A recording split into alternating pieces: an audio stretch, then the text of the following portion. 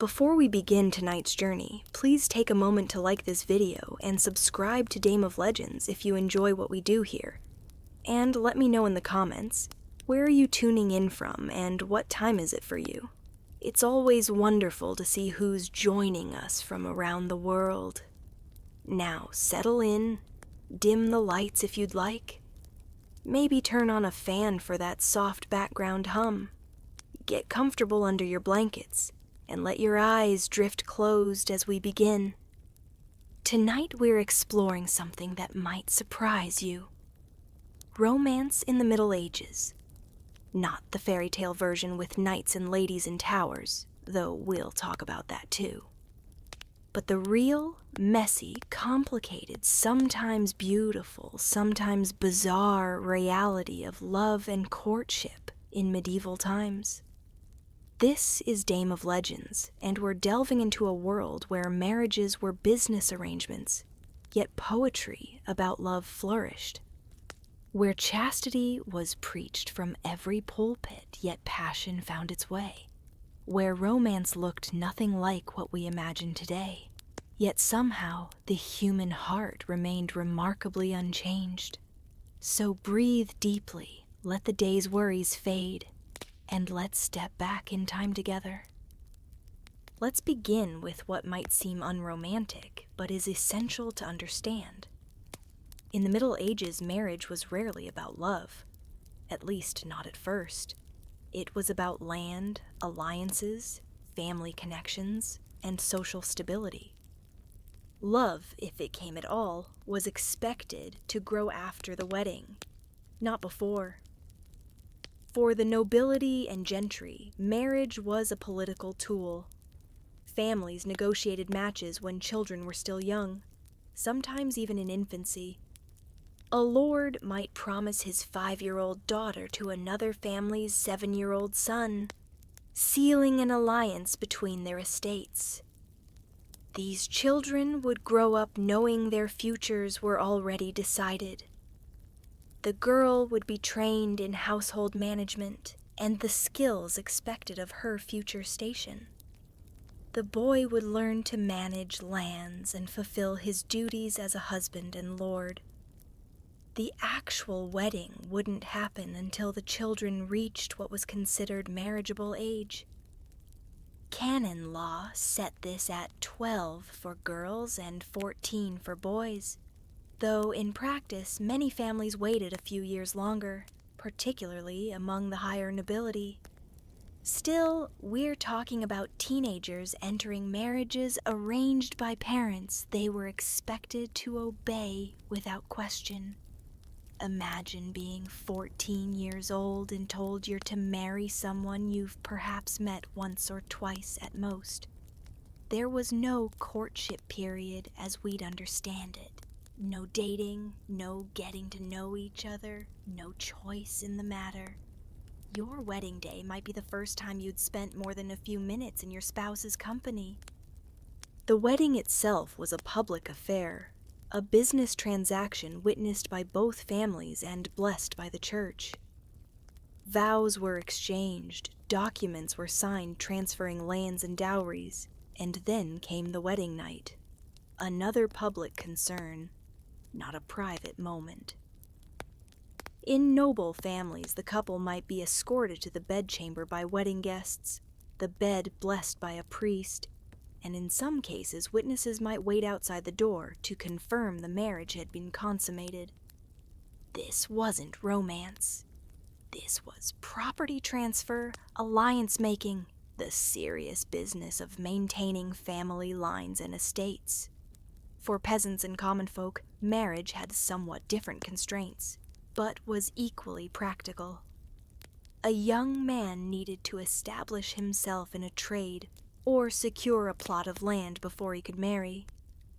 A young woman needed a dowry, however modest. Families had to approve the match, considering whether the partnership would be economically viable. Could this couple feed themselves? Would they be able to support children? Could they contribute to the community?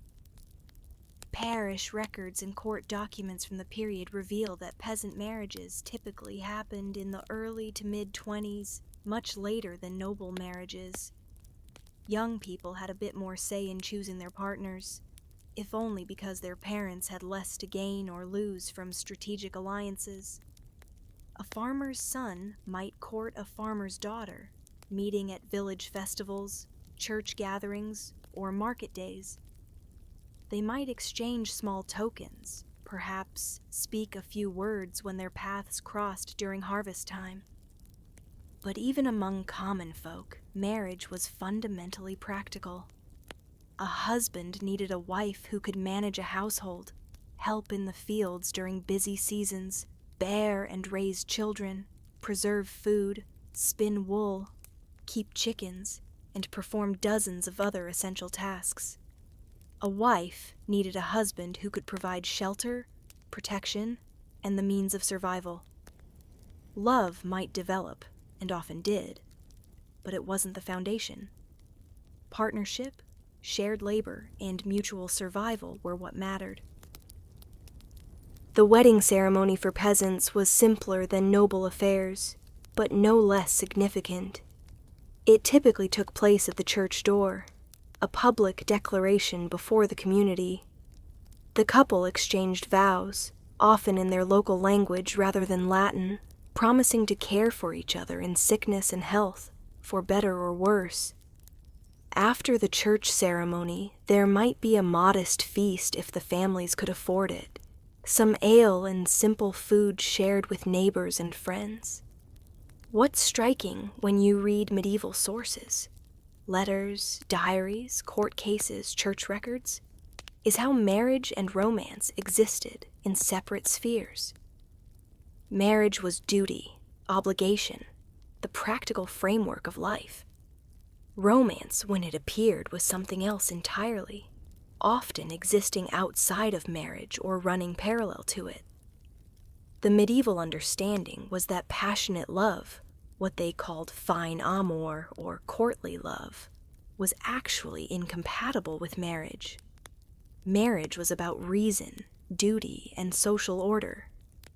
Passionate love was irrational, consuming, potentially destructive. The two couldn't coexist in the same relationship according to medieval thinking. This seems strange to us now, living in an era where marrying for love is considered normal and expected. We choose our partners based on attraction, compatibility, shared interests, emotional connection. We expect romance and marriage to be one and the same. But for most of human history, including the Middle Ages, that wasn't the case. Does this mean medieval marriages were loveless and miserable? Not necessarily. Many couples developed genuine affection and deep bonds over years of shared life. Letters between spouses, when they exist, often show warmth, concern, and yes, love. But it was a different kind of love than the passionate romance celebrated in poetry and song. Medieval people distinguished between several types of love. There was caritas, Christian charitable love, the kind you should feel for all humanity. There was amor, passionate, romantic, sometimes illicit love. And there was delectio, the affectionate regard that ideally developed between marriage partners over time. Good marriages were built on delectio, sustained by mutual respect, shared responsibility, and growing fondness. Contemporary accounts give us glimpses of these relationships. The Paston Letters, a collection of correspondence from a 15th century English gentry family, reveal marriages that were clearly arranged for practical reasons but developed into partnerships where spouses relied on each other, worried about each other during separations, and worked together to advance family interests. There's warmth there, though it's expressed through concerns about business matters, health, and practical affairs rather than declarations of passion. What we must understand is that medieval people didn't necessarily feel deprived by this arrangement. It was simply how the world worked. You married for practical reasons, you did your duty, you built a life together. If affection developed, that was wonderful. If not, you carried on anyway. The concept that you should marry someone you were passionately in love with, that emotional fulfillment should be the primary criterion for choosing a spouse, is actually quite modern. This doesn't mean medieval people didn't experience passionate love. They absolutely did. But that's a different story, one that brings us to the world of courtly love, poetry, and romance that existed alongside, often in tension with, the practical institution of marriage. For now, as we settle deeper into our night's rest, just hold this understanding. Medieval marriage was a framework, a structure, a social necessity. Romance was something else, something we'll explore as our journey continues. Now we enter a more poetic realm. While practical marriages formed the foundation of medieval society, a parallel tradition emerged that celebrated an entirely different kind of love. This was courtly love, and it revolutionized how people thought about romance, creating ideals that still echo in our culture today. Courtly love emerged in the courts of southern France around the 11th century, particularly in the region of Aquitaine and Provence. This was the world of troubadours, wandering poet-musicians who composed elaborate songs and poems celebrating refined, often unattainable love. The language they used was Occitan, a Romance language distinct from French, and their verses were sophisticated, clever, and deeply influential. The concept they developed was radical for its time. Courtly love described a relationship in which a knight or nobleman devoted himself utterly to a lady, typically of higher social status than himself, often his lord's wife. He would worship her from afar, perform great deeds in her honor, and suffer exquisitely from unrequited love. The lady, for her part, was to be beautiful, virtuous, and essentially unattainable. She might show favor to her devoted admirer through small gestures, a kind word, a token, perhaps allowing him to wear her colors in a tournament. But the relationship remained unconsummated, existing in a realm of yearning and idealization. This might seem like an odd thing to celebrate, but it served several purposes in medieval aristocratic culture. First, it provided a sophisticated form of entertainment in courts where life could be quite dull. Long winters in drafty castles, periods between military campaigns, the tedium of daily noble life, all were enlivened by these elaborate games of courtship, poetry, and refined flirtation. Second, courtly love created a framework for young knights to practice courtesy, refinement, and self-control. A young man in service at a great lord's court would attach himself in this idealized way to the lord's wife or another high-ranking lady. Through his devotion to her, he would learn to moderate his behavior, speak eloquently, appreciate poetry and music, and demonstrate the kind of refined sensibility that distinguished a true nobleman from a mere warrior. It was, in essence, a form of aristocratic education.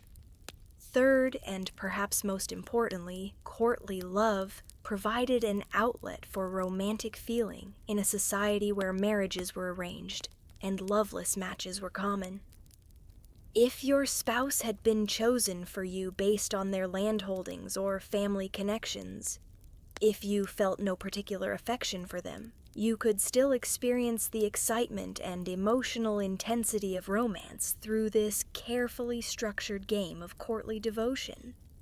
The rules of courtly love were elaborated in various texts, most famously in The Art of Courtly Love by Andreas Capellanus, written around 1185.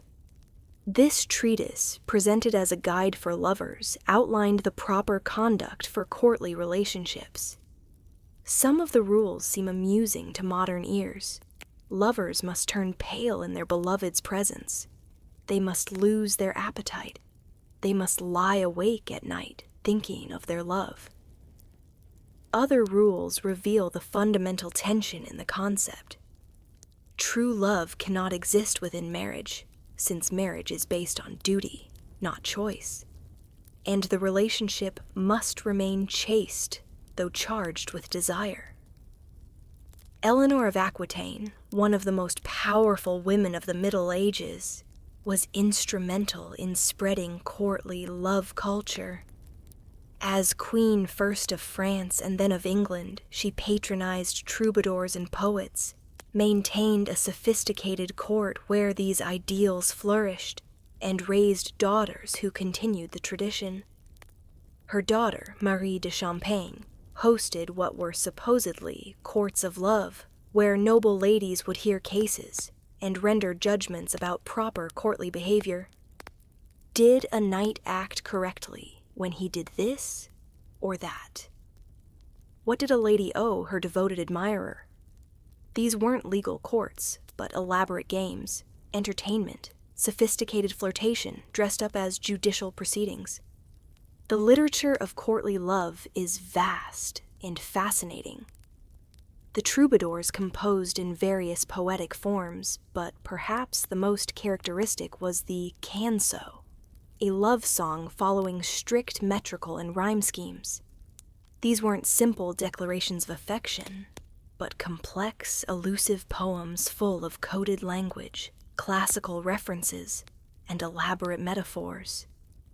A skilled troubadour might compare his lady to famous beauties of antiquity, describe his suffering in terms borrowed from medical texts, and weave in references to classical mythology, all while adhering to demanding formal constraints.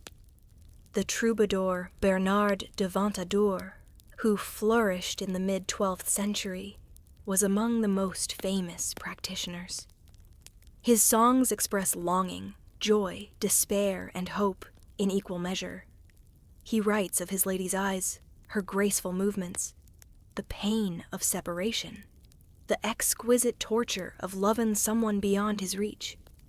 Reading his verses now, nearly 9 centuries later, you can still feel the emotional intensity, the genuine feeling beneath the conventional form. But what was the actual reality behind these elaborate literary constructions? Did knights really suffer from unrequited love for their lords' wives? Did noble ladies truly hold courts of love and pass judgment on romantic questions? The truth, as always, is more complicated than the literature suggests. Courtly love was partly literary convention, partly sophisticated game, partly actual emotion, and partly cover for relationships that were rather less idealized than the poetry claimed. While the ideal of courtly love emphasized chastity and distance, the reality in medieval courts was that powerful noblewomen and their devoted knights sometimes did consummate their relationships. Court records, letters, and chronicles reveal affairs that clearly began as courtly love arrangements but progressed beyond poetic devotion. The key was discretion. As long as the forms were observed, as long as the relationship could be presented as following the idealized pattern, people looked the other way. A lord might even feel complimented that his wife attracted devoted admirers, as it reflected well on her beauty and virtue, provided nothing too scandalous became public knowledge. For women, particularly noble women trapped in marriages they hadn't chosen, courtly love offered a degree of agency unusual in medieval society. In the courtly love game, the woman held power. She could grant or withhold favor. She could demand services and devotion from men who normally held all the social and political power. Even if that power was largely symbolic, operating within carefully defined boundaries, it was still something. The legacy of courtly love is profound.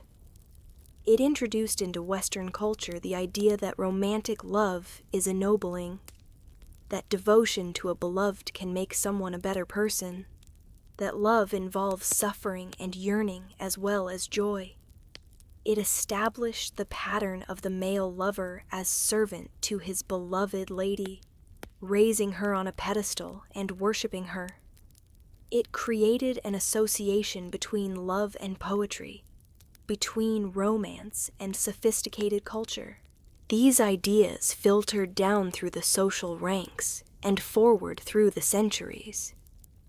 The romantic ideals we carry today, the notion that love should be passionate, that it involves devotion and sacrifice, that the beloved should be idealized, all have their roots in the courtly love tradition of medieval France. But as we drift further into sleep, it's worth noting the paradox at the heart of courtly love. It celebrated an ideal of romance that explicitly couldn't exist within marriage. It created a vision of perfect love that was, by definition, unattainable. And yet, despite, or perhaps because of this fundamental impossibility, it captivated the medieval imagination and continues to shape how we think about romance to this day. In an age before telephones, before email, before text messages, how did lovers communicate? The answer is slowly, carefully, and often through intermediaries. But communicate they did, and some of their letters have survived, offering us intimate glimpses into medieval hearts. For those who could write, and literacy was far from universal in the Middle Ages, letters were the primary means of maintaining emotional connection across distance. But writing a letter in medieval times was nothing like dashing off a quick note today. It was a laborious, expensive, and often risky process. First, you needed materials. Parchment made from animal skin was costly. Paper made from rags began appearing in Europe in the 13th century, but remained expensive for some time. Ink had to be mixed from ingredients like oak galls, iron salts, and gum arabic. Quill pens needed to be cut from feathers and regularly resharpened. Simply assembling the materials to write a letter required resources and planning. Then there was the writing itself. Medieval handwriting, in various scripts depending on period and location, required training and practice. Most people who could read couldn't necessarily write well. You might be able to make out words in a book, but be unable to produce clear, legible text yourself. For those of high status who lacked writing skills, scribes would be employed. This meant your most intimate thoughts might be dictated to a clerk, who would write them down, potentially compromising privacy. Once written, the letter had to be delivered. There was no postal service as we know it. Instead, letters were entrusted to travelers, merchants heading to a particular town, servants traveling between estates, pilgrims going to a specific destination, anyone whose journey coincided with your letter's destination. This meant deliveries could take weeks or months, depending on distance, season, and the availability of reliable carriers. The dangers were numerous. Letters could be lost, stolen, damaged by weather, or intercepted by those who shouldn't see them. For lovers writing in secret, particularly those conducting illicit affairs, this last danger was the most serious. A letter falling into the wrong hands could mean scandal, disgrace, even danger. Medieval lovers developed various strategies to protect their correspondence. Some used codes or symbolic language that would mean nothing to an interceptor, but could be understood by the intended recipient.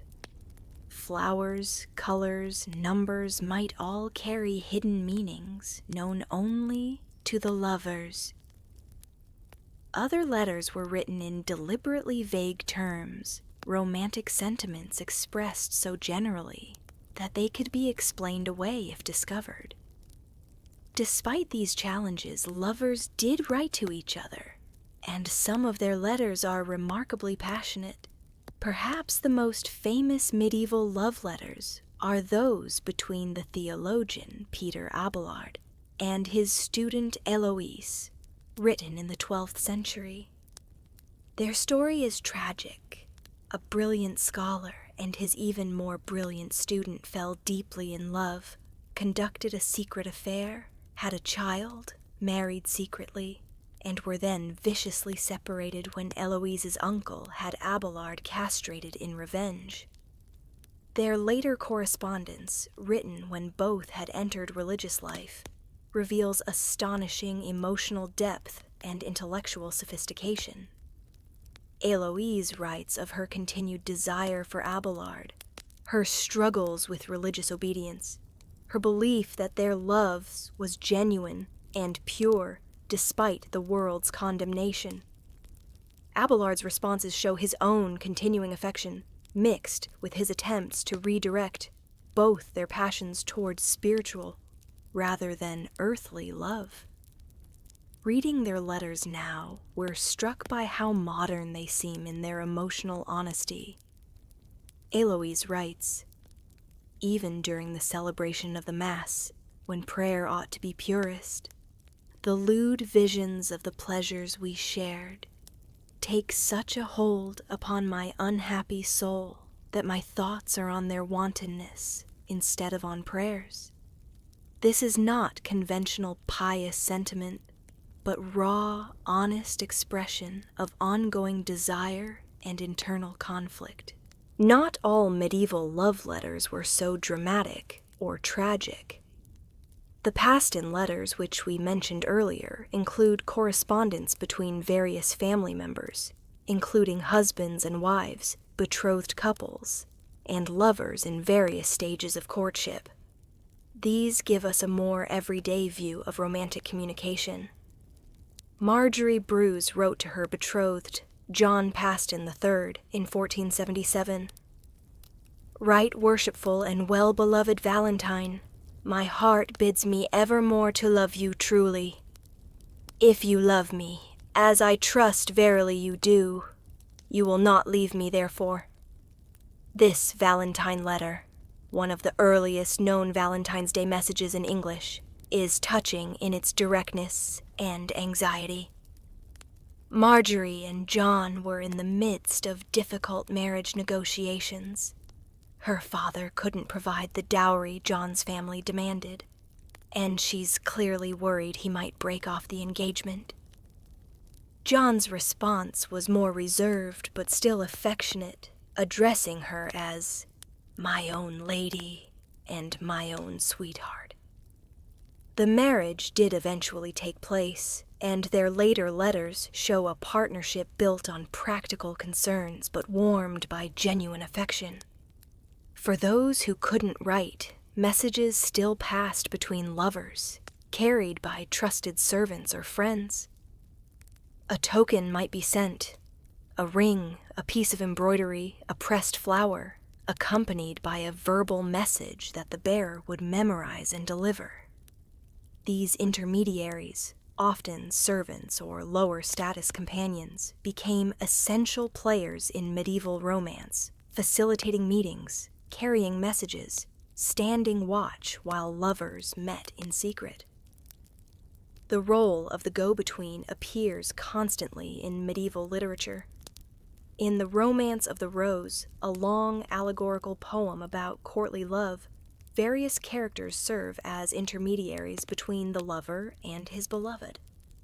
Friend gives advice. Danger creates obstacles. Fair welcome encourages the lover. Shame and fear warn the beloved to be cautious.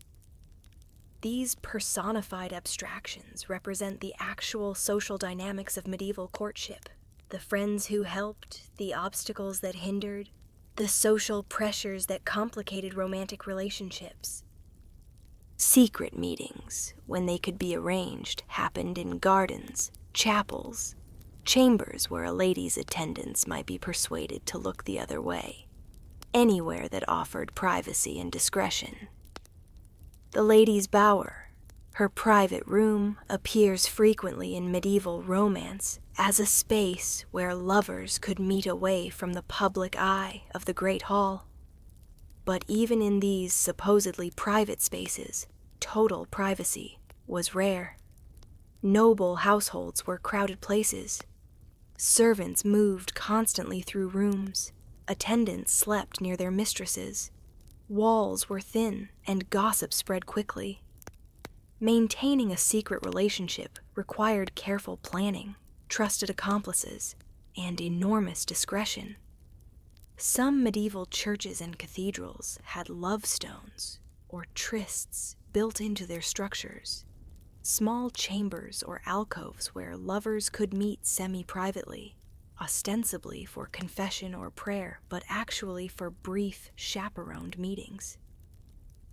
The architecture itself thus accommodated courtship, providing socially acceptable spaces for limited romantic interaction. For married couples separated by distance, which was common as lords traveled to oversee various estates, attend court, or go on military campaigns, letters maintained the connection. These letters mixed practical business, reports on estate management, requests for specific items to be sent, news of local events, with personal sentiments and concerns for health and welfare. When literacy was limited, people found other ways to send romantic messages. Songs carried meanings, with particular ballads associated with love or longing. Gifts were freighted with symbolism. A knife might suggest a cutting of bonds. A ring implied eternity. Flowers carried the language of romance that wouldn't be fully elaborated until the Victorian era, but already existed in simpler form in medieval times. The challenges of medieval communication actually intensified romantic feeling in some ways. The difficulty of contact, the long waits between letters, the uncertainty of delivery, the necessary brevity when materials were precious, all created a charged atmosphere where every message carried enormous weight. Unlike our modern constant connectivity, where we can text our beloved any idle thought any moment of the day, medieval lovers treasured each rare communication, reading and rereading letters until the parchment wore soft. As we sink deeper into the quiet of night, imagine that slower pace of romance. The anticipation of a letter that might take weeks to arrive. The careful composition of each sentence, knowing it might be months before a reply came. The weight of a single flower, a brief message, a token carried across miles by a trusted servant. In its constraints and difficulties, medieval love communication created a kind of intensity that perhaps we've lost in our age of instant messages. Not all medieval romance followed acceptable paths. Alongside sanctioned courtships and arranged marriages, forbidden loves flourished. Relationships that violated social norms, religious teachings, or both. These illicit affairs, when discovered, could bring scandal, punishment, even death, yet they persisted throughout the medieval period. The most common form of forbidden love was adultery. Given that marriages were arranged for practical rather than romantic reasons, given that spouses might have little affection for each other, and given the opportunities and temptations present in medieval courts and households, extramarital affairs happened with some regularity. For men, particularly noble men, the consequences of adultery were often relatively minor, provided they were discreet and chose partners of appropriate status. A lord might take a mistress, father illegitimate children, and maintain these relationships for years with relatively little social censure. His bastards might even be acknowledged, brought up in his household, and provided for in his will. The famous example of William the Conqueror reminds us that even illegitimacy wasn't always an insurmountable barrier. He was the bastard son of Duke Robert of Normandy, yet inherited the duchy and conquered England. For women, however, adultery was far more dangerous. A wife's infidelity threatened the legitimacy of children and thus the orderly transfer of property and title. The stakes were enormous. A noblewoman caught in adultery might be divorced, imprisoned, even killed.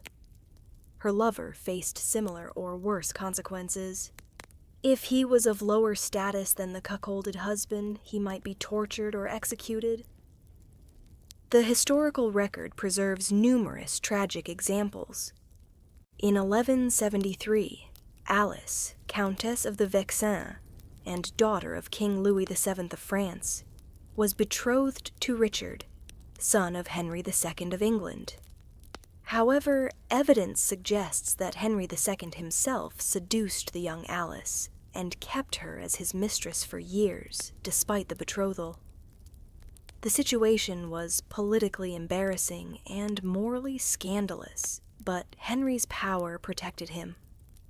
Alice had little recourse and was eventually returned to France without ever marrying Richard, her reputation destroyed and her life effectively ruined. Even royalty wasn't immune to the dangers of forbidden love.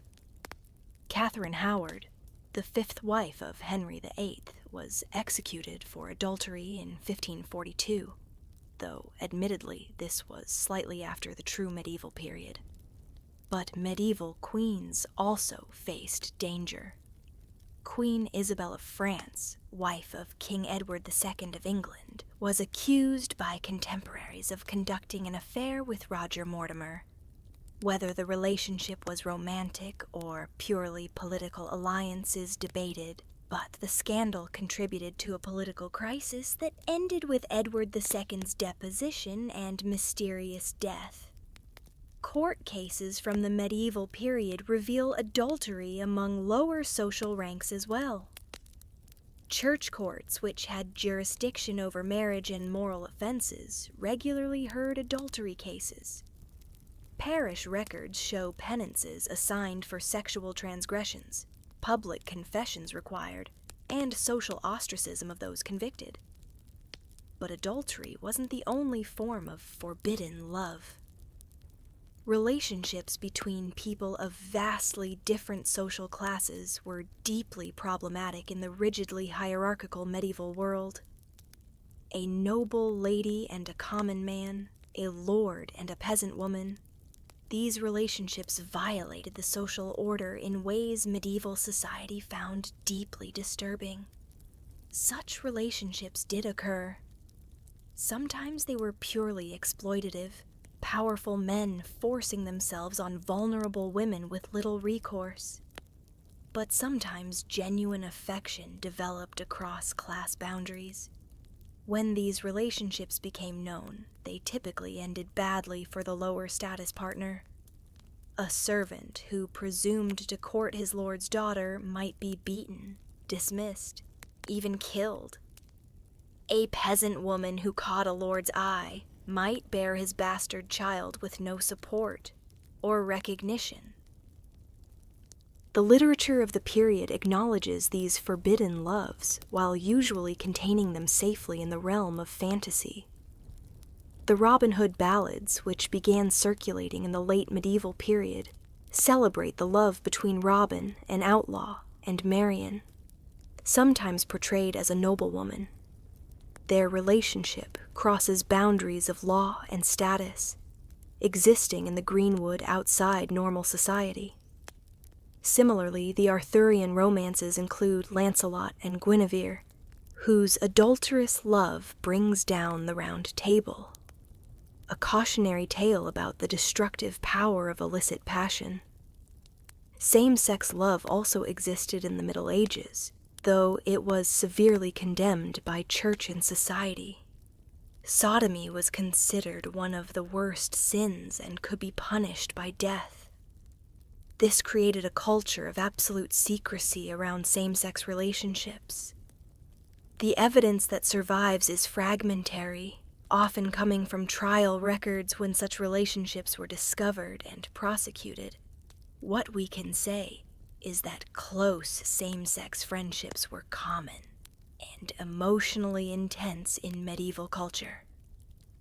Men would swear passionate oaths of brotherhood, sleep in the same bed, exchange gifts and declarations of devotion. Where the line fell between passionate friendship and sexual relationship is often unclear in the historical record, and medieval people probably didn't categorize relationships the same way we do. Some medieval texts hint at same-sex desire beneath conventional religious language. The relationship between David and Jonathan in the Bible was held up as an example of perfect friendship, but medieval writers dwelt on the emotional intensity, the grief at separation, the declarations of love that went beyond brotherhood. Whether these texts reflect actual same-sex relationships or simply different ways of expressing friendship is hotly debated by historians. For women, passionate friendships were similarly common and intense. Noble ladies would share beds, exchange letters full of affection, mourn each other's deaths with dramatic grief. Nuns in convents formed deep emotional bonds, sometimes expressed in language that seems romantic to modern readers. Again, the historical evidence doesn't allow us to draw definitive conclusions about the sexual nature of these relationships. Medieval people's understanding of sexuality and love was different from ours, and they didn't always distinguish clearly between different types of affection. What's clear is that medieval society created many situations where socially acceptable love and marriage were impossible, but where people still formed deep attachments. These forbidden loves existed in the shadows, sustained by secrecy, risking scandal and worse. The surviving evidence, trial records, literary hints, occasional letters that escaped destruction, suggests a hidden world of relationships that defied medieval norms. Clergy who had taken vows of celibacy sometimes failed to keep them. Records of church discipline show priests with concubines, monks who broke their vows, nuns who became pregnant. These relationships were forbidden by both sacred vows and church law, yet they happened with enough frequency to suggest that human desire didn't always yield to religious obligation. Some clergy maintained long-term relationships, creating parallel families alongside their official religious lives. In regions where enforcement was lax, this might be tacitly accepted by the community. In other cases, it led to scandal, loss of position, and severe penalties. The line between acceptable courtly love and forbidden adultery was sometimes razor thin. The ideals of courtly love emphasized that the relationship should remain chaste, unconsummated, purely spiritual and emotional. But the intense emotional intimacy, the private meetings, the exchange of tokens and declarations, these could easily progress beyond poetic admiration to physical affair. Medieval moralists were deeply concerned about this slippage. They warned that what began as innocent admiration could become dangerous passion, that supposedly chaste devotion could lead to sin. The tragic love stories popular in the period often served as cautionary tales. Tristan and Isolde's love, begun by drinking a love potion intended for Isolde and her husband King Mark, leads to years of adultery, deception, and ultimately death for both lovers. Lancelot and Guinevere's affair destroys Camelot. These stories acknowledge the power of forbidden love while showing its terrible consequences.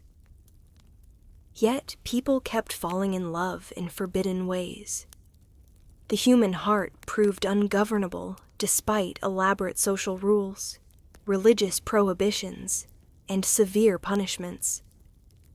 Medieval people, like people in every age, sometimes found themselves drawn to unsuitable partners, experiencing feelings that violated everything they'd been taught about proper behavior.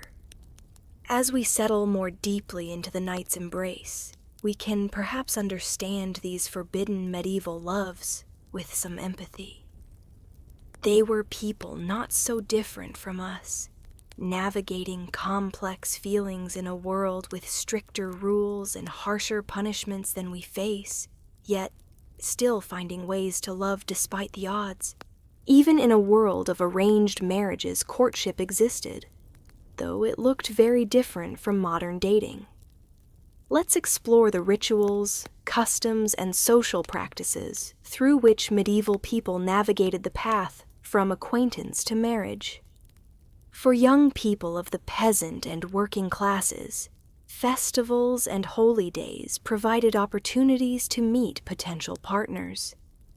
The medieval calendar was punctuated by feast days, celebrations, and gatherings where normal work ceased and community came together. These occasions were among the few times when young people could interact with some degree of freedom. May Day celebrations were particularly associated with courtship and romance. Young people would rise early to gather flowers and greenery, going out into fields and forests in groups. There was singing, dancing, flirtation. Young men might give their chosen girl a May bouquet or stand beneath her window singing. These activities were supervised by community custom rather than individual parents, allowing a bit more freedom than usual. Harvest festivals similarly brought communities together. After the hard work of bringing in crops, there would be feasting, drinking, dancing. Young people could talk, flirt, begin getting to know each other. A young man might arrange to sit near a girl he fancied during the feast, might ask her to dance, might arrange to walk her home afterward with a group of friends. Church was another important venue for courtship. Everyone attended Sunday Mass and services on major feast days. This provided regular, respectable opportunities to see and be seen.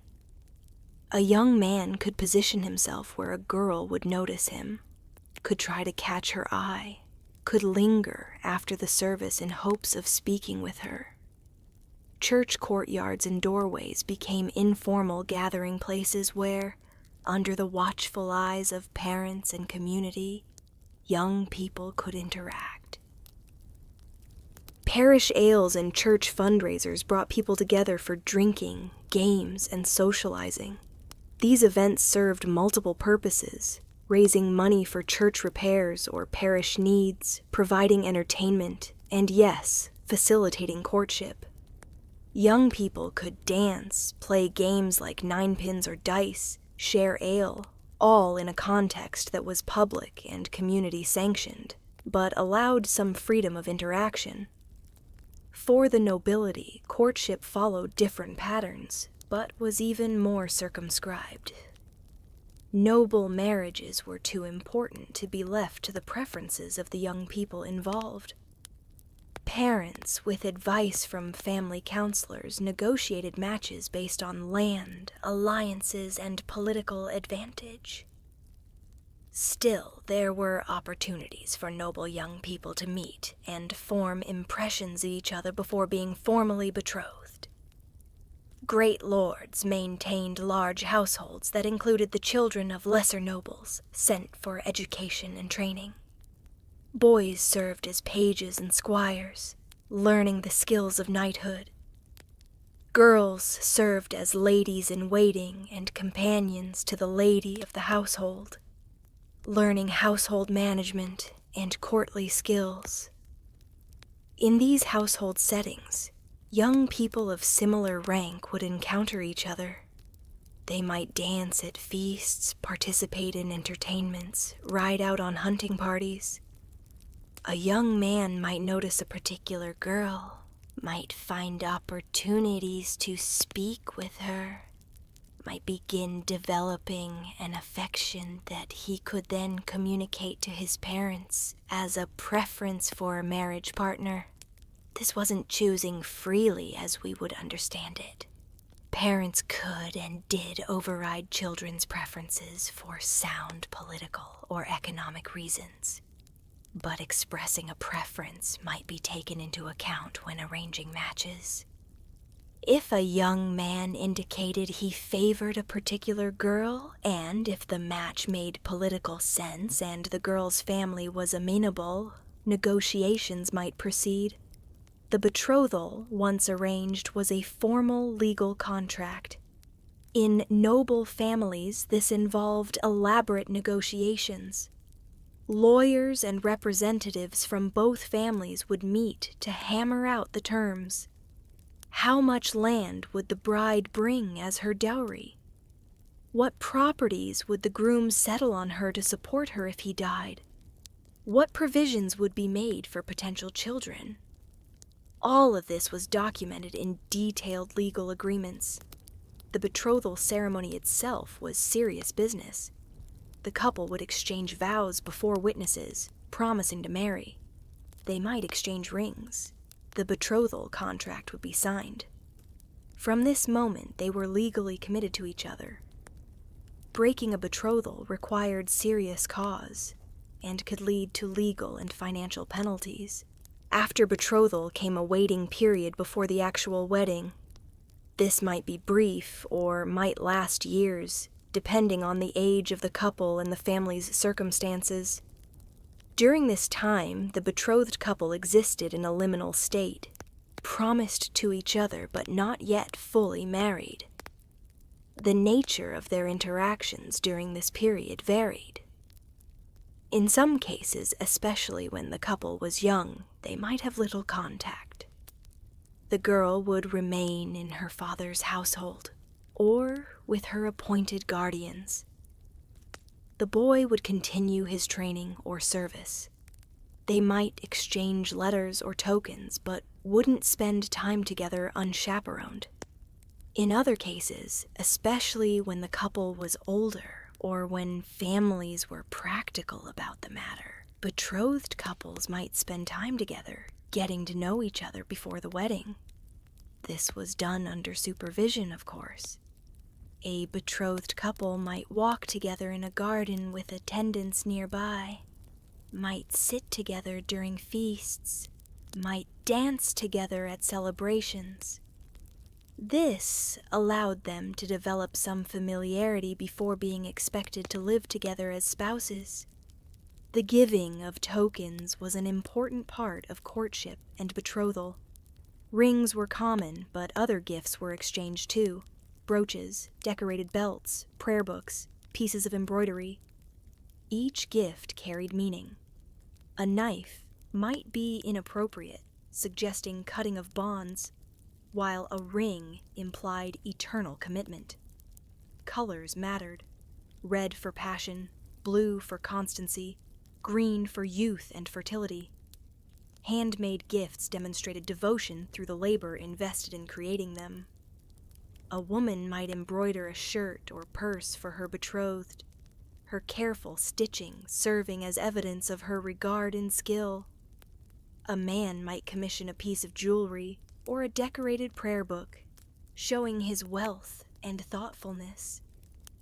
Poetry and songs played a role in courtship, especially among the educated classes. A young man with literary skills might compose verses for his beloved, perhaps setting them to music. These might be presented privately or performed publicly at feasts, declaring his devotion in a way that was both artistic and socially acceptable. physical contact between unmarried couples was strictly limited. A brief touch of hands during a dance, perhaps, or a light hand on an elbow when walking. More intimate contact was forbidden and could compromise a woman's reputation. This made every small touch fraught with significance.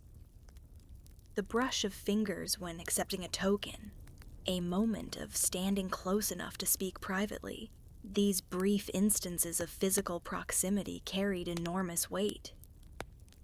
For peasant couples, once a match was settled, there might be a period of hand fasting, a promise to marry formalized by clasping hands before witnesses. This wasn't the full marriage ceremony, but a binding agreement. Hand-fasting couples might be allowed somewhat more freedom to spend time together, though still under community watch. The wedding itself, when it finally came, marked the transition from courtship to marriage. But even the wedding ceremony followed ritual patterns that reflected medieval understanding of marriage and romance.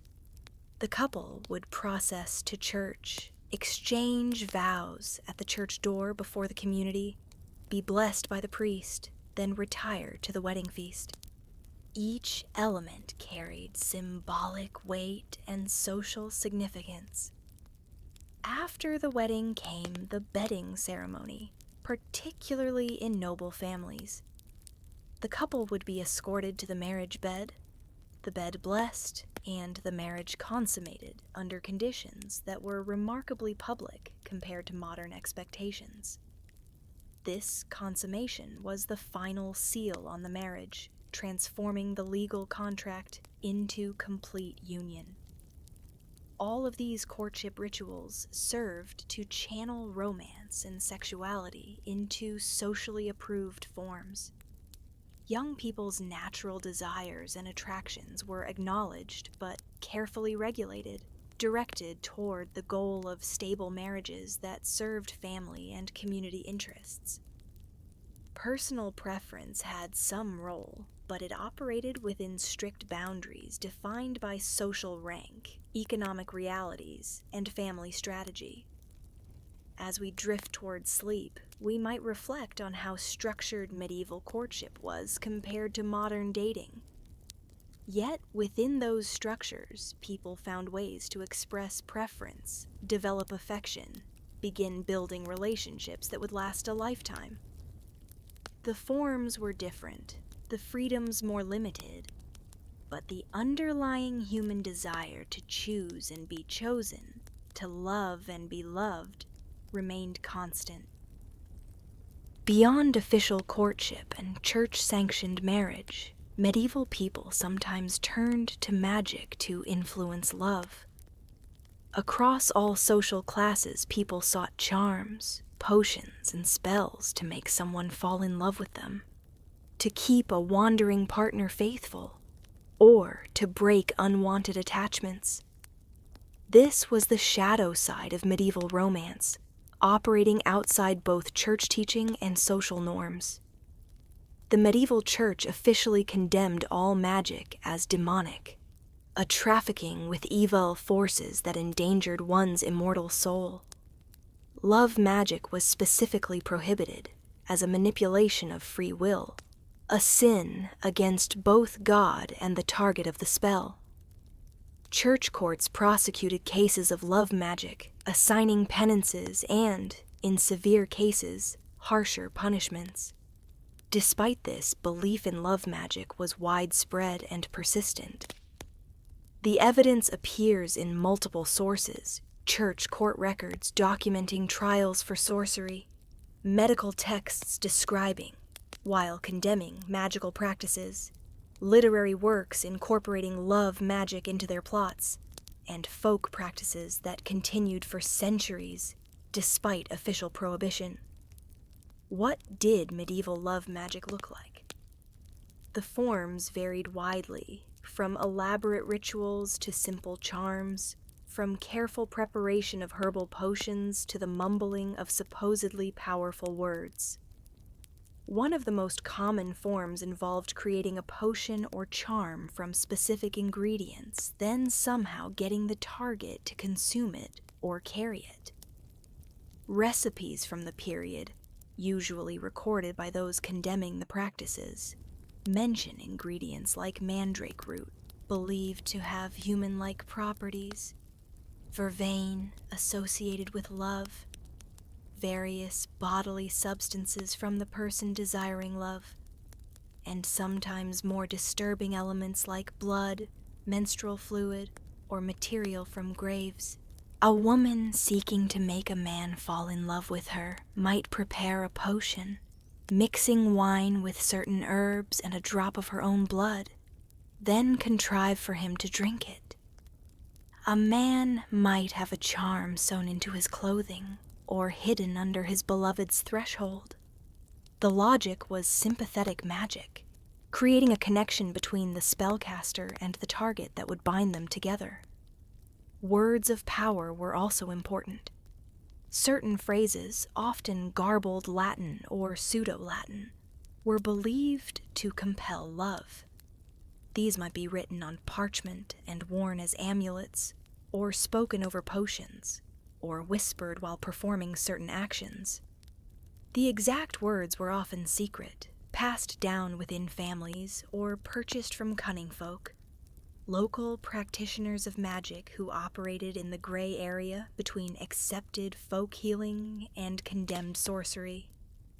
The most famous love magic in medieval literature is the love potion Drunk by Tristan and Isolde.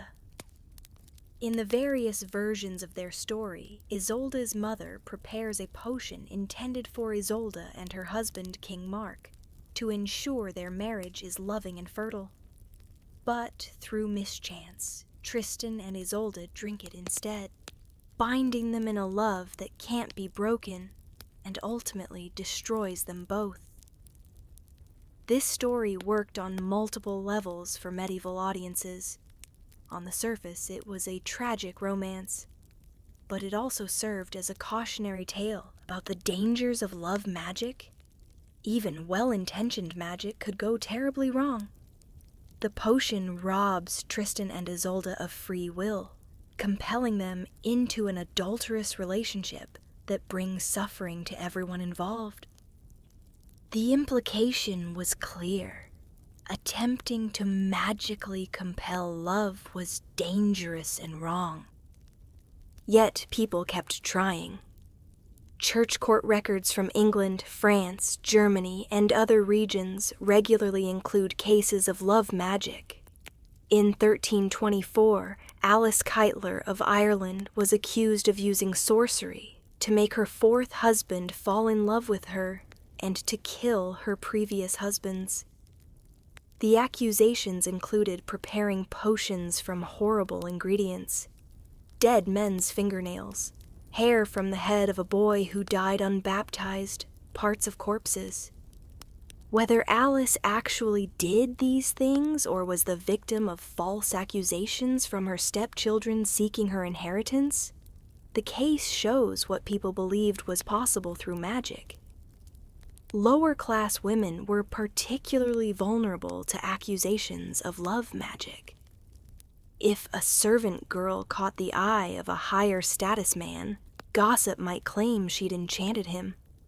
If a widow remarried quickly or advantageously, neighbors might whisper about potions and spells.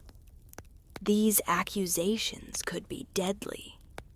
Those convicted of serious magical crimes might be burned as witches, though widespread witch hunting wouldn't reach its peak until after the medieval period. Men, too, practiced or were accused of love magic, though somewhat less frequently. A nobleman who suddenly favored a particular lady at court might be rumored to have used sorcery. A clerk or scholar with access to books that might contain magical formulas could be suspected if his courtship succeeded unexpectedly. Some love magic wasn't about compelling affection, but about maintaining or protecting existing relationships. A wife might seek a charm to keep her husband faithful. especially if he was away on campaign or traveling for extended periods. Recipes existed for potions that would supposedly cool a man's desire for other women while maintaining his attraction to his wife. Other magic sought to break unwanted attachments. If a young woman was infatuated with an unsuitable man, her family might seek out a cunning woman to prepare a counter-charm that would end the attraction. If a husband was bewitched by another woman, his wife might try magic to break the spell and restore his proper affections. The line between magic and medicine was blurry in the medieval period. Physicians and herbalists prepared remedies for many conditions, including those affecting love and desire. A man suffering from impotence might seek medical treatment that looked very similar to magical potions. A woman having trouble conceiving might be given amulets to wear or herbs to consume. Were these medicine or magic? The practitioners might claim they were working through natural properties of plants and minerals, but to clients and critics alike, they often seemed like magic. Astrology also played a role in matters of love. Choosing auspicious dates for weddings, consulting the stars about the compatibility of potential partners, casting horoscopes to predict the success of relationships. These practices existed in a gray area, sometimes accepted as natural philosophy, sometimes condemned as impious attempts to know the future that God alone should reveal. Saints' shrines and holy wells offered more acceptable forms of seeking supernatural assistance in love matters. A young woman might pray to Saint Agnes for help finding a husband. A barren wife might undertake pilgrimage to a shrine known for granting fertility.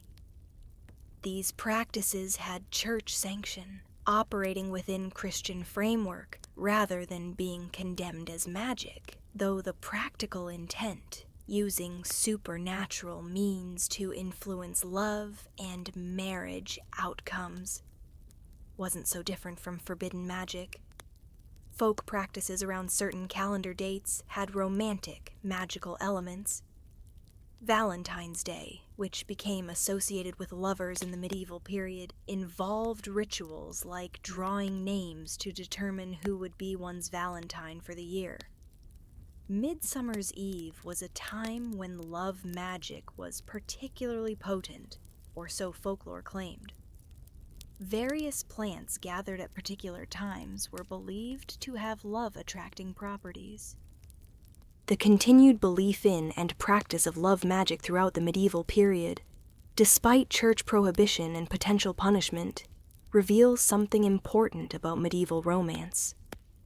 People desperately wanted some control over their love lives in a world where marriage was arranged, where social rank limited choices, where unrequited love was common and painful. Magic offered the illusion of agency, a way to act on one's desires even when social structures prevented direct action. It also reveals the medieval understanding that love wasn't entirely rational or controllable through ordinary means. If love could strike like an enchantment, removing free will and compelling irrational behavior, then perhaps counter-magic was needed to protect against unwanted love or to secure desired affection. As we sink deeper toward sleep, we might recognize in medieval love, magic, a timeless human impulse. The desire to make someone love us, to keep love alive, to ward off rivals. The methods medieval people used seem strange to us, mixing herbs and whispering spells. But the underlying hope that love could somehow be compelled, controlled, secured through the right actions, that hope persists even today, expressed differently but arising from the same place of vulnerability and desire. Now we enter perhaps the most private realm of medieval romance, the actual physical relationship between lovers and spouses. What did medieval people believe about sexuality? What were their practices? And how did the reality match up with church teaching and social ideals? The medieval church had very specific teachings about sexuality. Sex was permissible only within marriage and only for the purpose of procreation. Any sexual activity outside marriage was sinful. Within marriage, sex had rules. Certain positions were approved, certain acts forbidden, certain times inappropriate.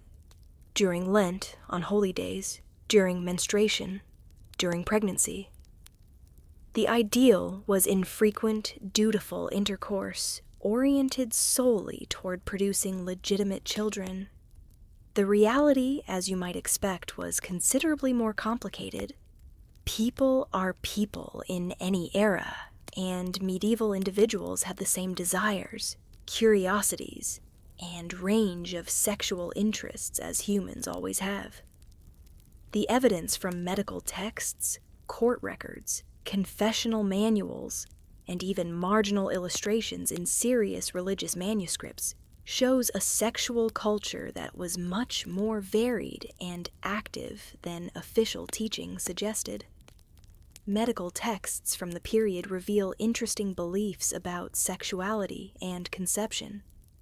Following ancient Greek medical authorities, particularly Galen, medieval doctors believed that conception required both male and female seed, and that female orgasm was necessary for the woman to release her seed.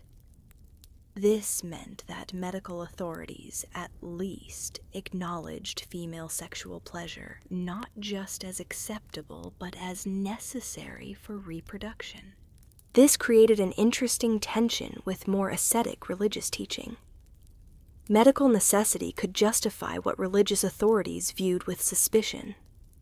A husband was expected to give his wife pleasure during intercourse, not out of indulgence, but because it was medically necessary for conception. This gave women some grounds to expect sexual satisfaction from their husbands, though how this worked in practice varied enormously. Medieval bedrooms, at least in noble households, were nothing like the private spaces we know today. The great chamber might have a large bed where the lord and lady slept, but servants often slept in the same room or in adjoining spaces. Privacy was limited. Curtains around the bed provided some visual separation, but didn't prevent anyone nearby from hearing what happened within.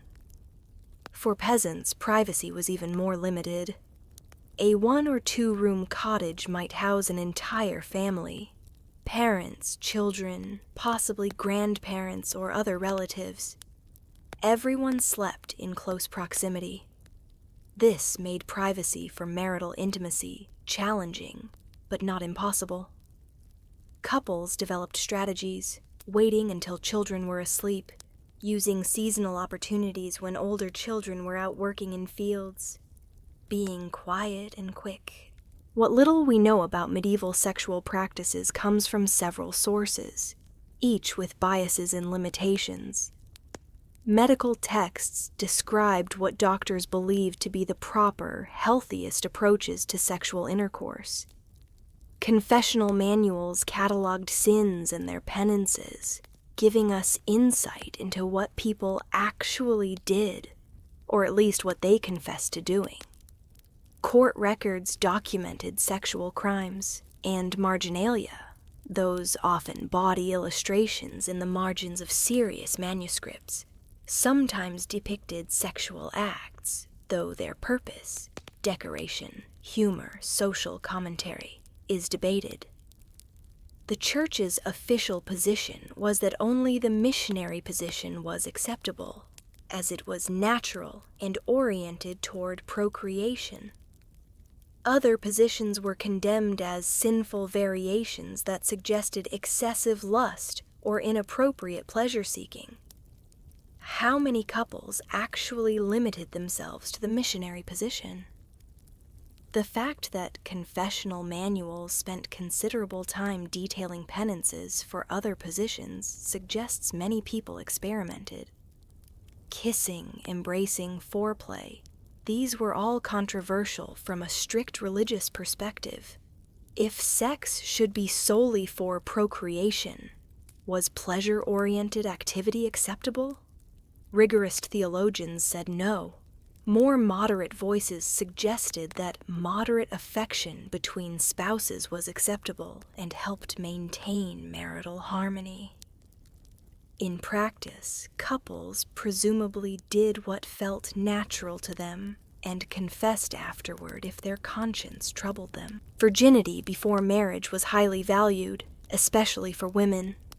A bride was expected to be a virgin, and wedding night defloration was sometimes subject to verification, examination of blood-stained sheets, though how often this actually occurred is debated.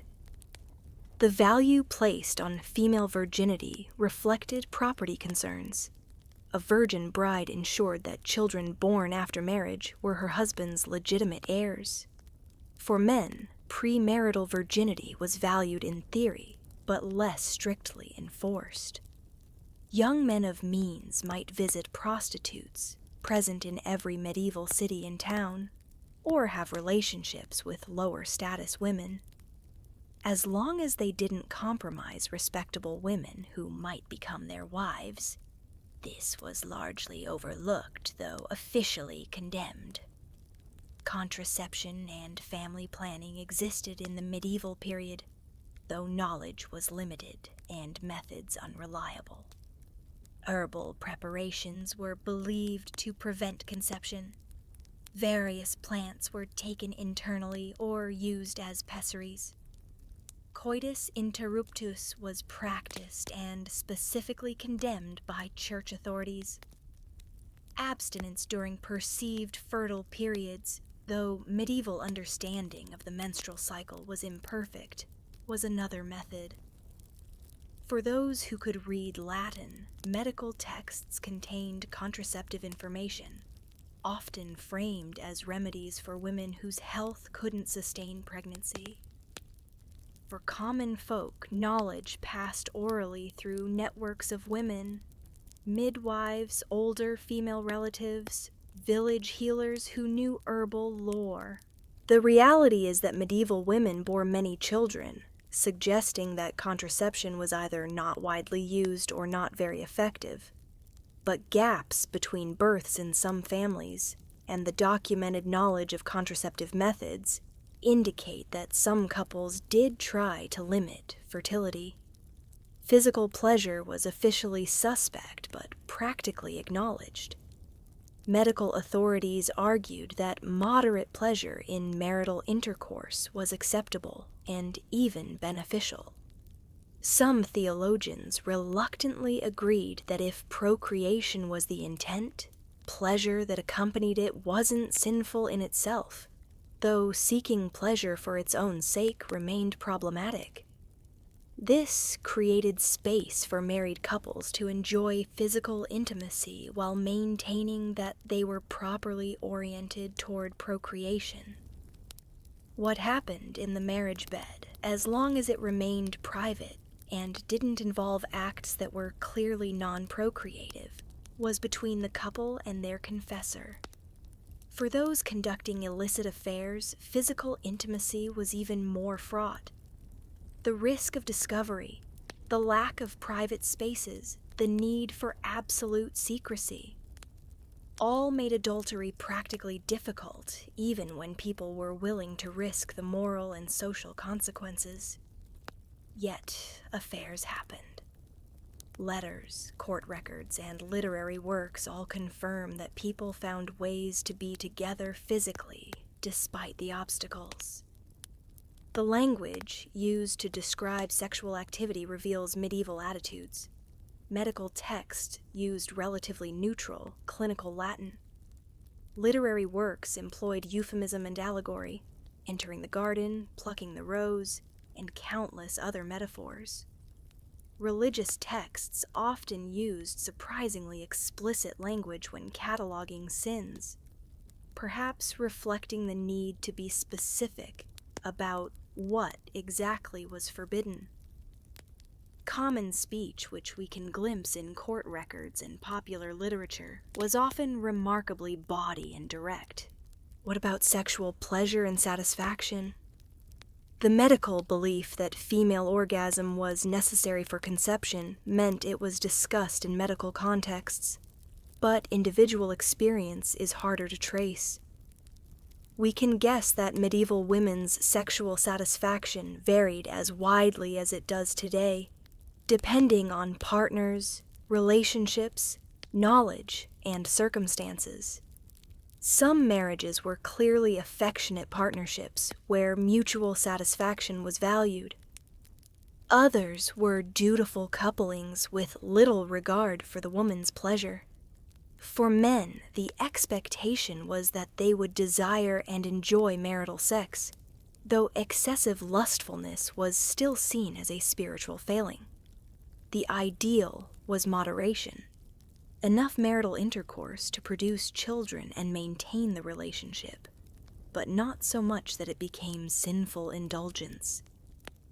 Medieval wedding nights, especially in noble families, were remarkably unromantic affairs by modern standards. The couple might have only met briefly before the wedding.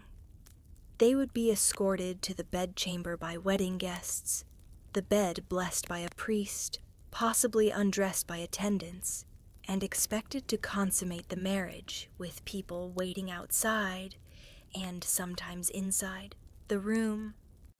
The pressure to perform, the lack of privacy, the potential awkwardness of first intimacy with a near stranger. It's hard to imagine how stressful this must have been. Yet these same couples often went on to develop affectionate relationships and physical partnerships. The practical, dutiful wedding night gave way to more comfortable intimacy over time. They learned each other's bodies, developed rapport, grew accustomed to sharing a bed and lives. As we settle deeper into the quiet of the night, we can acknowledge that medieval sexuality was complex, caught between religious teaching and human desire, between procreative duty and physical pleasure, between public morality and private practice. Medieval people navigated these tensions in all the ways humans do, sometimes succeeding in aligning their behavior with their values, sometimes failing, sometimes finding workable compromises between what they'd been taught and what they actually wanted. While medieval people lived their actual romantic lives within the constraints we've been discussing, their imaginations soared in the literature and music of the period. Let's explore how romance was portrayed in medieval stories, songs, and poetry, artistic expressions that shaped how people thought about love, even as they lived under different realities. The Arthurian romances, which developed and flourished throughout the medieval period, gave us some of Western culture's most enduring romantic archetypes. Arthur and Guinevere, Lancelot and his forbidden love for his king's wife, Tristan and Isolde. The quest for the Holy Grail intertwined with themes of spiritual and earthly love. These stories captivated medieval audiences and continue to resonate today. Chrétien de Troyes, writing in the late 12th century in French, essentially created the literary genre of chivalric romance. His stories featuring Lancelot, Percival, Yvain, and other knights combined adventure with love interest, creating a template that countless later writers would follow. In Chrétien's world, knights performed brave deeds to win their lady's favor. Love made men better, braver, more courteous, more worthy. The beloved lady inspired the knight to heights of achievement he couldn't reach otherwise. This literary ideal of love as ennobling and inspiring became deeply embedded in Western culture. The notion that love makes us better people that devotion to someone we admire elevates us, that romantic love is connected to personal growth and achievement. All of these modern ideas have roots in medieval romance literature. But Chrétien's romances also grappled with the tensions between duty and desire, loyalty and love. Lancelot loves Guinevere, but she's married to Arthur, to whom Lancelot owes absolute loyalty. This impossible situation drives the plot and ultimately leads to the destruction of Camelot. The romance acknowledges the beauty and power of love while showing its potential to destroy the social order. The story of Tristan and Isolde existed in multiple versions throughout the medieval period, each grappling with the same essential tension. Tristan drinks a love potion intended for Isolde and her husband, King Mark. Bound by magic, unable to resist their desire for each other, Tristan and Isolde conduct a long affair that requires constant deception and eventually leads to tragedy. Are they responsible for their actions if magic compelled them? Is love that destroys loyalty and honor still noble? Medieval audiences wrestled with these questions, finding no easy answers. Dante's love for Beatrice, expressed in the Vita Nuova and Divine Comedy, represents a different tradition of literary love. Dante saw Beatrice only a few times in his life, barely spoke to her, yet made her the center of his spiritual and poetic universe. She became his guide through paradise in the Divine Comedy, the embodiment of divine grace and perfect beauty. This was courtly love, raised to its highest, most spiritual expression. Love that transcended the physical entirely and became a path to God. The Romance of the Rose, an allegorical poem begun by Guillaume de Lorry and completed by Jean de Meun, was enormously popular in the late Middle Ages. It describes a lover's quest to pluck a rose, representing the beloved, in a garden full of allegorical figures representing various aspects of love and obstacles to it. The first part is pure courtly love romance. The second part, added by Jean de Meun, is more cynical and bawdy, offering a counterpoint to romantic idealization. This tension between idealization and cynicism about love runs through medieval literature. Some works present love as noble and elevating. Others mock romantic pretensions, suggesting that lust and practical considerations are what really drive relationships. Still others attempt to find a middle ground, acknowledging both the nobility of true affection and the reality of human failings.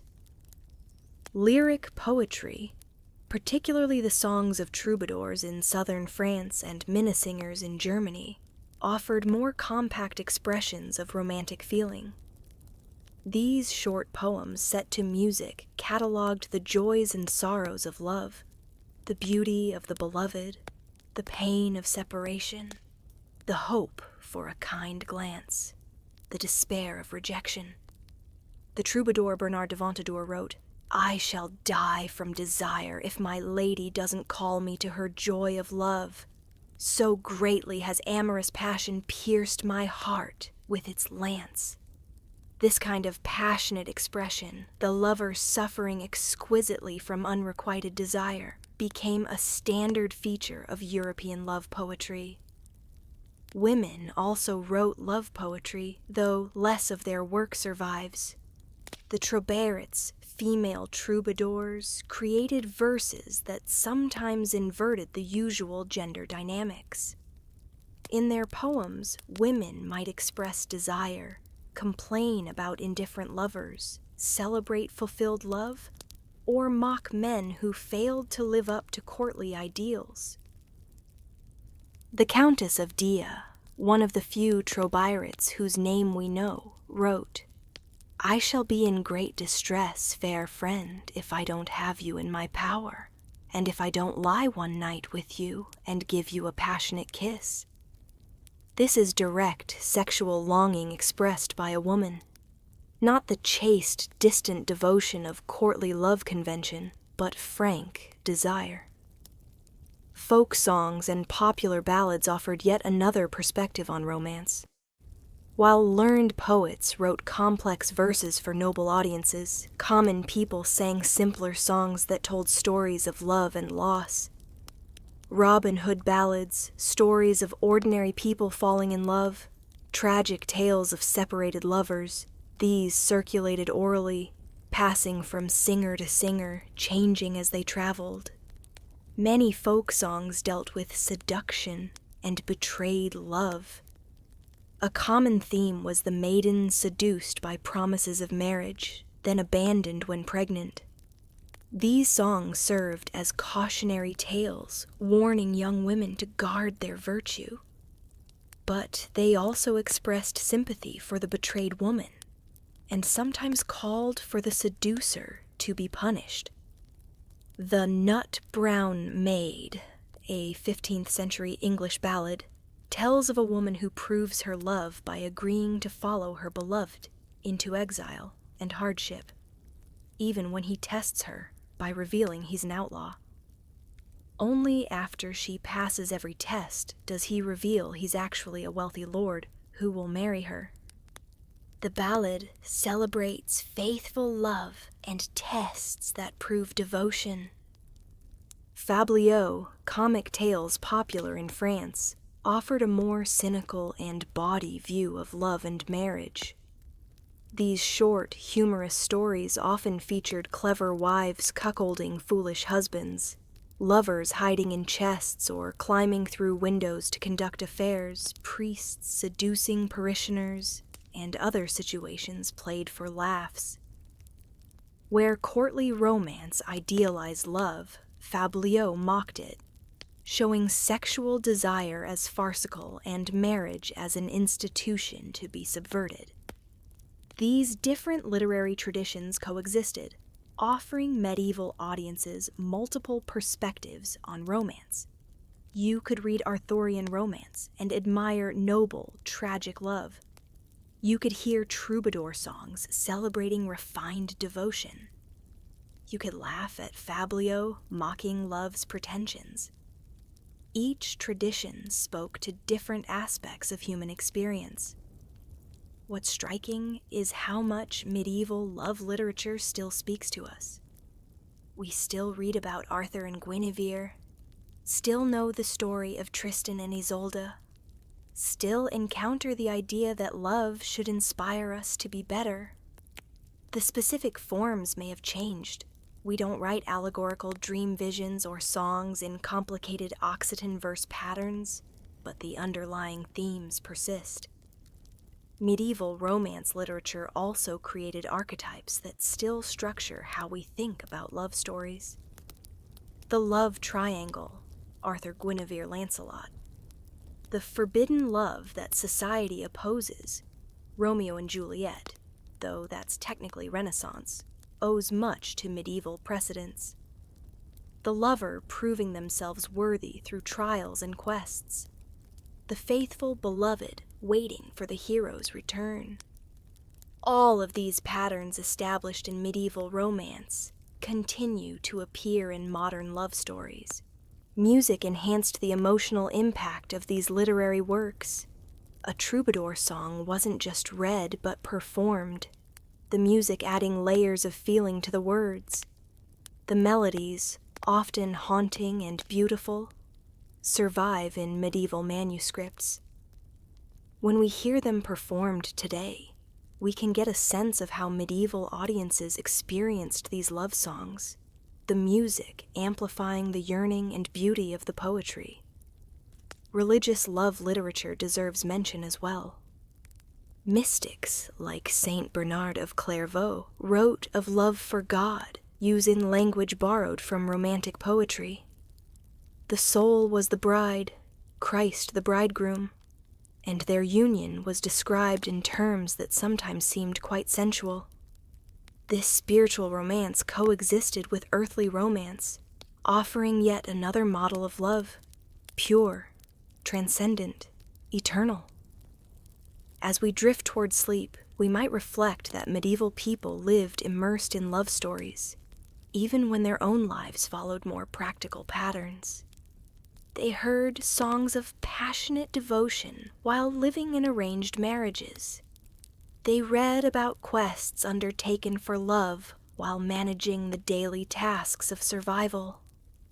Literature offered an imaginative space where love could be pure, noble, tragic, and beautiful in ways that real life rarely allowed.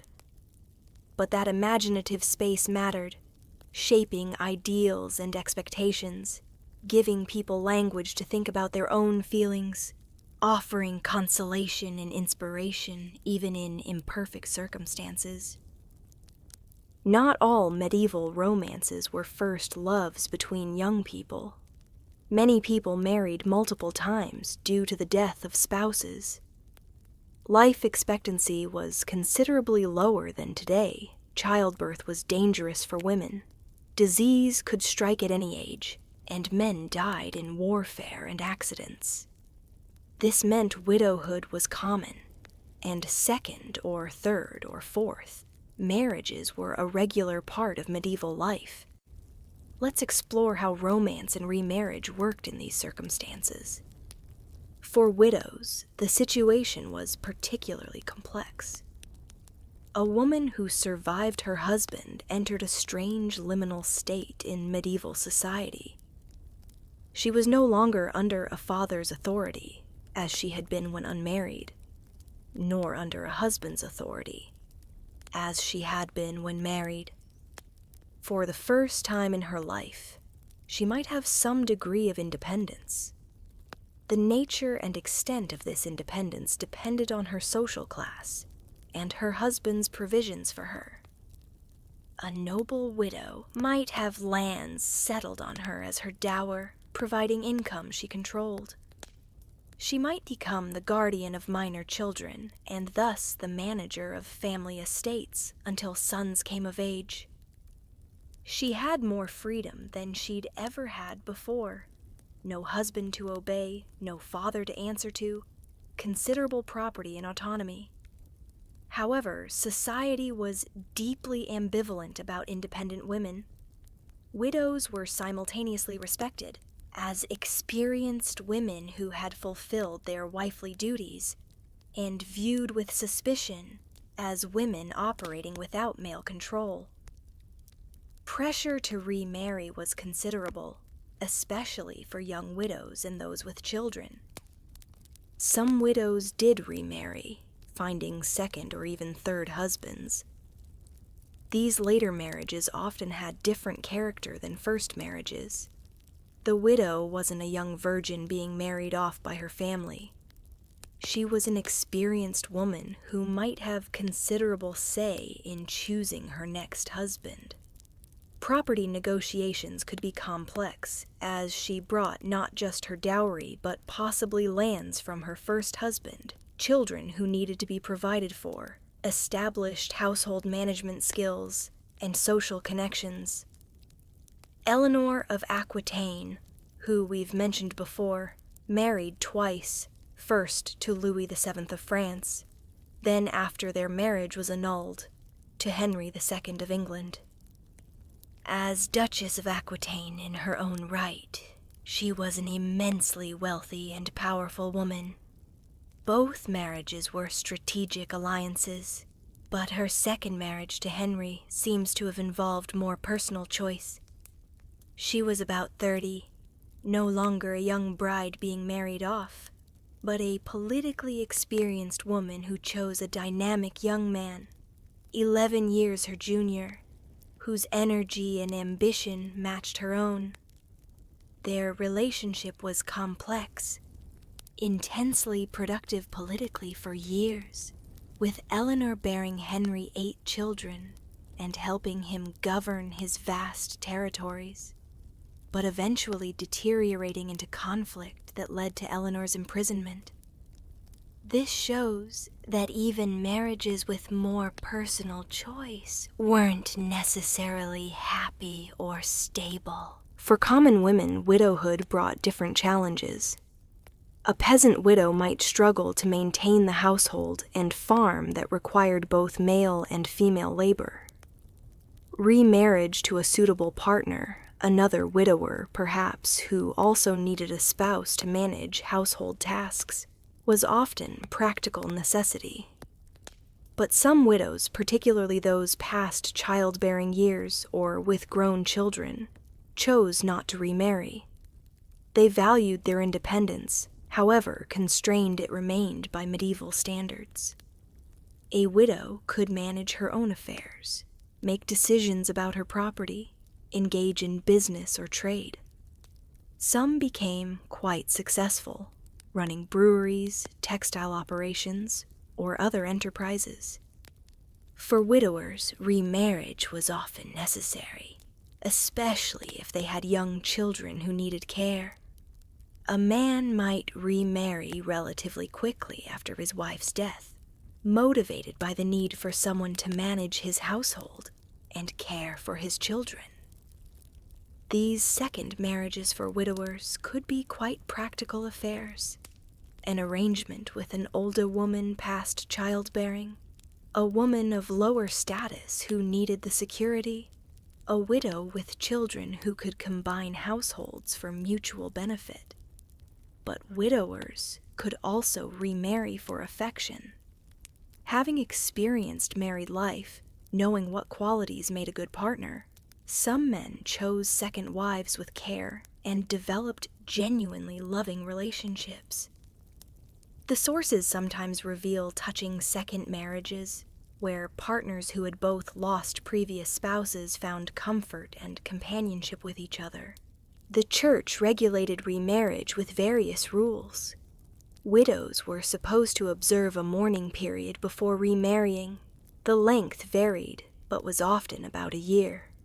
This was partly out of respect for the deceased spouse, partly to ensure any pregnancy could be attributed to the right father.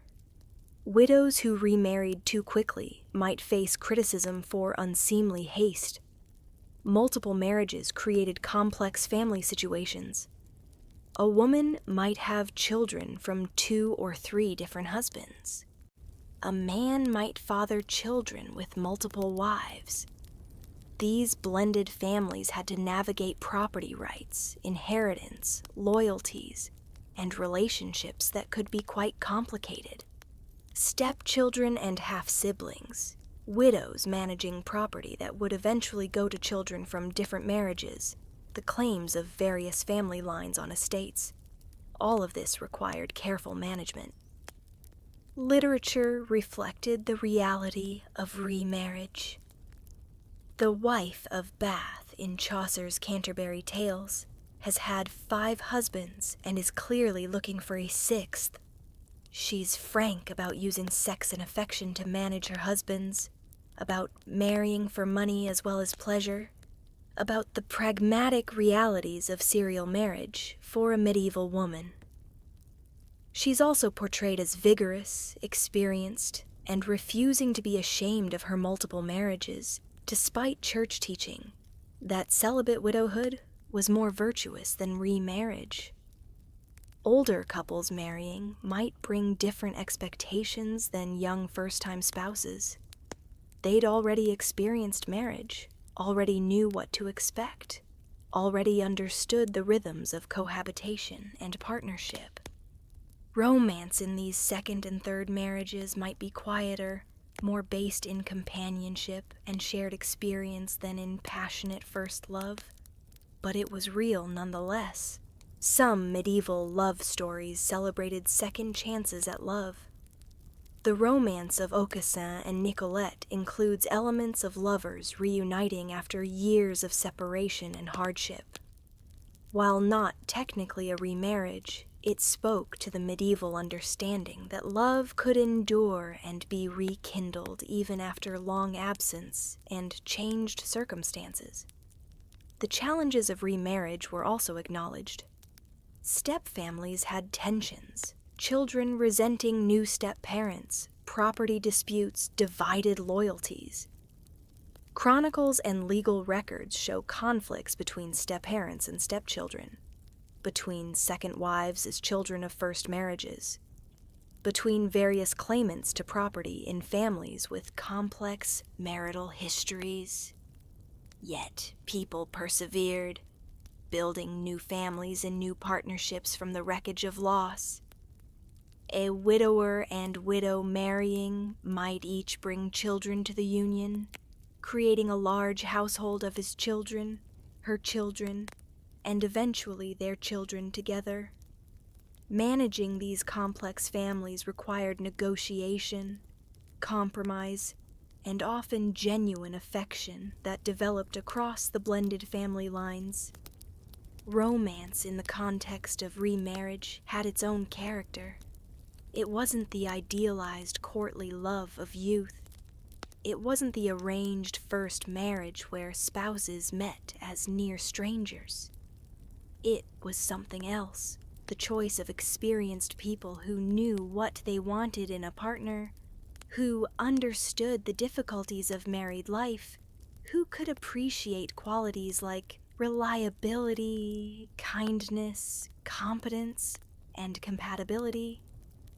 Letters between remarried spouses sometimes survive, showing relationships that were comfortable, affectionate, based in genuine regard. These weren't passionate declarations of eternal devotion, but warm communications between partners who valued each other, worried about each other's health and welfare, missed each other when separated. What's moving about medieval remarriage is the evidence of resilience and hope. People who had lost spouses, who had experienced the grief of widowhood, who had perhaps raised children alone for a time, chose to risk love and partnership again. They opened themselves to new relationships, built new families, found new companionship despite having already experienced loss. As we settle deeper into the quiet night, we might find something hopeful in these medieval remarriages. They remind us that love isn't only for the young, that romance can emerge even after loss, that people in any era seek connection and companionship, and that the human capacity to love again after heartbreak is enduring and admirable. As we approach the end of our journey through medieval romance, let's consider how this distant past still shapes how we think about love today. The medieval period gave us concepts, stories, and ideals that continue to influence modern romance in ways we might not even realize. The idea of romantic love as central to human existence, as something worth writing about, singing about, suffering for, this idea was developed and elaborated in the Middle Ages. Earlier cultures certainly experienced love, but they didn't necessarily place it at the center of human life, or treat it as ennobling and spiritually significant. The medieval period, through courtly love tradition and romance literature, made love central to how we think about human fulfillment. The concept that love should involve choice, that we should have some say in who we love and who we marry, has roots in the tension between arranged marriage and romantic feeling that characterized medieval culture. While medieval people generally accepted arranged marriages, their literature celebrated chosen love, creating an ideal that would gradually, over centuries, influence actual practice. By the late medieval period and into the Renaissance, we see more examples of people insisting on marrying for love, of young people refusing arranged matches, of families considering children's preferences more seriously. The transition from arranged to romantic marriage took centuries and was influenced by many factors, but medieval romance literature and culture played a role in establishing love as a legitimate criterion for marriage. The specific imagery and tropes of romantic love that we still use today come largely from the medieval period. The lover's heart pierced by Cupid's arrow, the beloved as perfect, placed on a pedestal, the lover suffering from unrequited desire, the language of devotion and service applied to romantic relationships. These all derive from courtly love tradition. Even greeting cards and Valentine's Day sentiments draw on medieval imagery and language. When we talk about hearts and flowers, about love making us better people, about suffering for love, about true love conquering all, we're using concepts and phrases that medieval troubadours and romance writers developed and popularized. Specific medieval love stories continue to be retold and adapted. Tristan and Isolde has been made into operas, films, novels.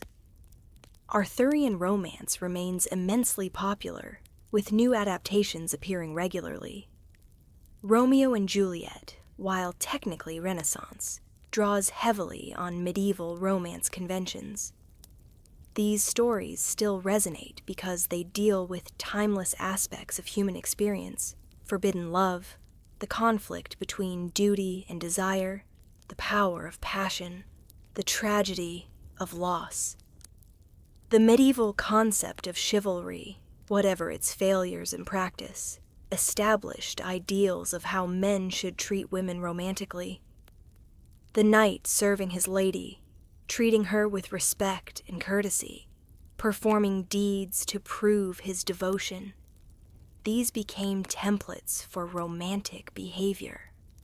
Modern expectations that men should be courteous to women, should win them through effort and virtue, should treat romantic relationships as requiring work and worthy dedication, all have roots in medieval chivalric ideals. The dark side of medieval romance, its tendency to idealize women in ways that denied their full humanity, to place them on pedestals that restricted their freedom, to create relationships based on unequal power, also persists. Modern feminism has critiqued these patterns, but they remain embedded in romantic culture. The expectation that women should be beautiful, virtuous, and passive while men act and achieve, the tendency to view women as inspirational objects rather than full persons. These problematic aspects of courtly love tradition still influence how we think about gender and romance. The medieval distinction between passionate love and marital partnership has largely collapsed in modern Western culture. We expect marriage and romantic love to coincide. We marry for love and expect that passionate romance will continue within marriage. This creates different tensions than medieval people experienced.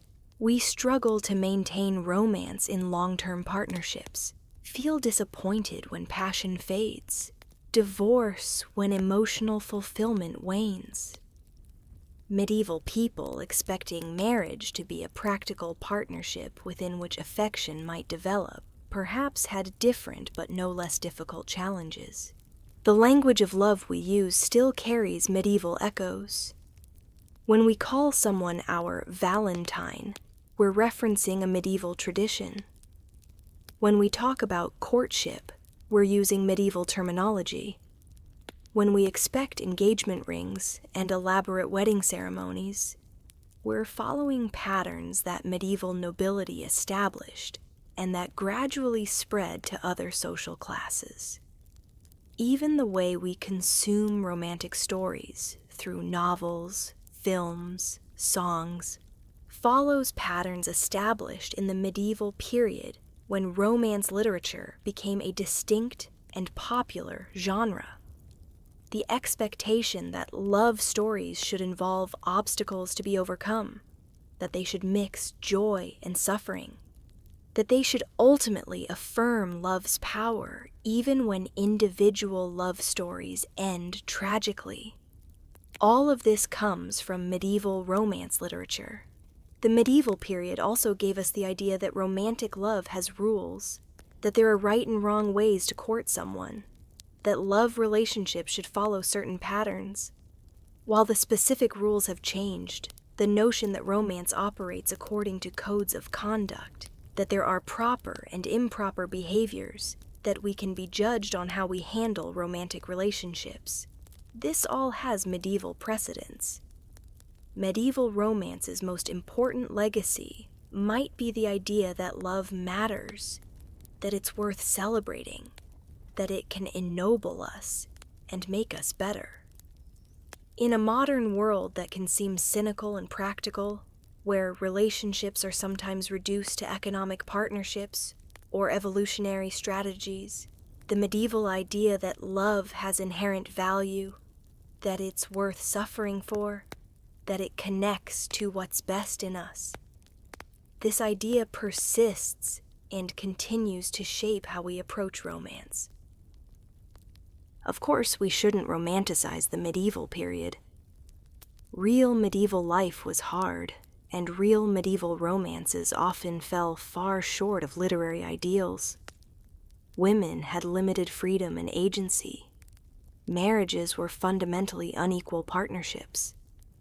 Love was constrained by rigid social hierarchies. Violence, coercion, and exploitation were common.